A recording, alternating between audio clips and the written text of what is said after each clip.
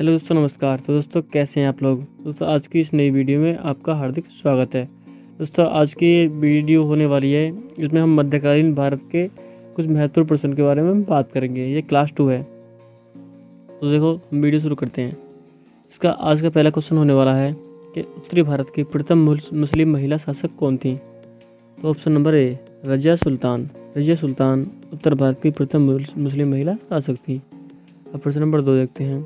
निम्नलिखित में से वह अकेली रानी कौन थी जिसने दिल्ली पर शासन किया, यानी कि रजिया सुल्तान। ऑप्शन नंबर ए, रजिया सुल्तान ही एक ऐसी अकेली रानी थी जिसने दिल्ली पर शासन किया था। अब प्रश्न नंबर 3, इम्पोर्टेंट क्वेश्चन चल रहे हैं, इनमें से इस तरह से एक क्वेश्चन जरूर बन जाता है। रजिया सुल्तान किसकी बेटी थी। तो रजिया सुल्तान अल्तमस यानी कि इल्तुतमिश की बेटी थी।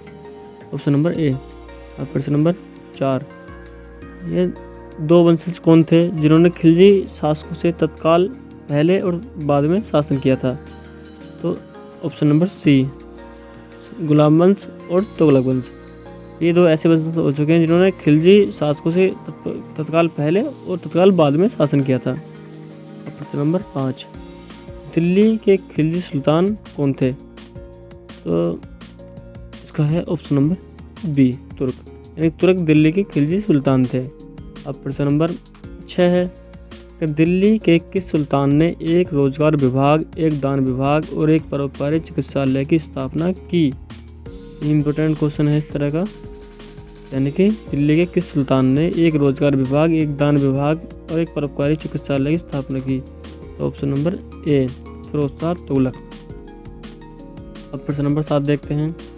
स्वयं को दूसरा सिकंदर यानी सिकंदर शानी कहने वाला सुल्तान कौन था। तो option number B, Alauddin Khilji, यानी कि अलाउद्दीन खिलजी को सिकंदर शानी कहा जाता है। और ऑप्शन नंबर यानी कि प्रश्न नंबर 8, किसके शासनकाल में सबसे अधिक मंगोल आक्रमण हुए, यानी कि किसके शासनकाल में सबसे अधिक मंगोल आक्रमण हुए।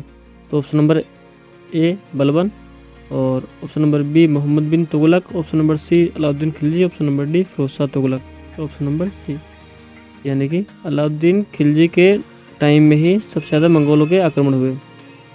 अब प्रश्न नंबर 9 देखते हैं। सल्तनत वंश की विशालतम स्थायी सेना जिसका भुगतान सीधा राज्य द्वारा किया जाता था, किसने बनाई थी। तो यह option number D, Alauddin Khilji ने। प्रश्न नंबर 10, मलिक काफूर किसका जनरल था। मलिक काफूर अलाउद्दीन खिलजी का जनरल था। ये मैंने क्रम वाइज क्वेश्चन बनाए हैं ताकि इसमें से किसी प्रश्न में से एक ना एक प्रश्न जरूर आएगा। अब प्रश्न नंबर 11, दिल्ली के प्रथम सुल्तान जिन्होंने दक्षिण भारत को पराजित करने का प्रयास किया। तो ऑप्शन नंबर ए, अलाउद्दीन खिलजी, यानी अलाउद्दीन खिलजी ऐसे प्रथम सुल्तान थे। और प्रश्न नंबर 12, तो बाजार विनिमय प्रणाली किसके द्वारा आरंभ की गई। इम्पोर्टेंट क्वेश्चन है कि बाजार विनिमय प्रणाली किसके द्वारा आरंभ की गई। तो option number C, Alauddin Khilji के द्वारा ही बाजार विनिमय प्रणाली आरंभ की गई। प्रश्न नंबर 13, कि दिल्ली के निम्नलिखित सुल्तानों में से किसे इतिहासकारों ने विरोधाभासों का मिश्रण बताया। तो option number D, Mohammad bin Tughlaq, यानी मोहम्मद बिन तुगलक को ही विरोधाभासों का मिश्रण बताया गया। और प्रश्न नंबर 14, किस कारण से मोहम्मद बिन तुगलक असफल व्यक्ति रहा। तो ऑप्शन नंबर बी, वह एक व्यावहारिक राजनेता नहीं था। तो इसमें ऑप्शन कैसे दे रखे हैं, लेकिन इसमें ऑप्शन नंबर बी है कि यह एक व्यावहारिक राजनेता नहीं था, इसलिए वह एक असफल व्यक्ति रहा। प्रश्न नंबर 15, सन 1329 और 1330 ईस्वी के बीच किसने तांबे के सिक्कों के रूप में प्रमाण स्वरूप मुद्रा प्रचलित की थी। तो ऑप्शन नंबर ए, यानी कि मोहम्मद बिन तुगलक ने। मैं थोड़ा टाइपिंग गलती हो गई, गुगलक हो गई है।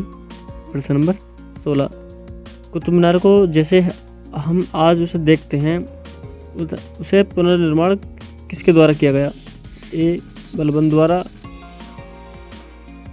द्वारा, और बी, अलाउद्दीन खिलजी द्वारा, सी, सिकंदर लोदी द्वारा, डी, फिरोज शाह तुगलक द्वारा। यानी कि option number D, Firoz Shah Tughlaq के द्वारा ही इसका कुतुब मीनार का पुनर्निर्माण किया गया। प्रश्न नंबर 17, किस वंश के सुल्तानों ने सबसे अधिक समय तक शासन किया। इम्पोर्टेंट क्वेश्चन है ये, तुगलक वंश। तुगलक वंश ने सबसे अधिक शासन किया। प्रश्न नंबर 18, के नीचे दिए गए दिल्ली के सुल्तानों के वंशों को कालक्रमानुसार में व्यवस्थित कीजिए। देखिए पहला खिलजी, युगलक, सैयद और गुलाम, यानी कि क्रम वाइज ये लिखने हैं। तो ऑप्शन नंबर डी, ये ऑप्शन नंबर डी है इसका राइट आंसर। यानी कि चौथे नंबर, पहले नंबर गुलाम, फिर खिलजी, फिर युगलक, फिर सैयद।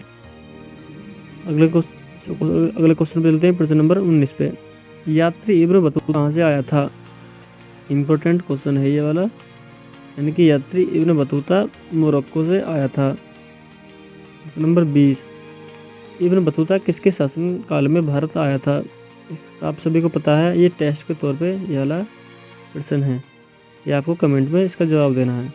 दोस्तों अगर वीडियो पर अच्छी लगे तो वीडियो को लाइक करें, चैनल को जरूर सब्सक्राइब करें, क्योंकि मैं इस तरह की जीएस और जीके से और रीजनिंग से रिलेटेड अपनी वीडियोस सारी अपने चैनल पर अपलोड करता रहूँगा। धन्यवाद।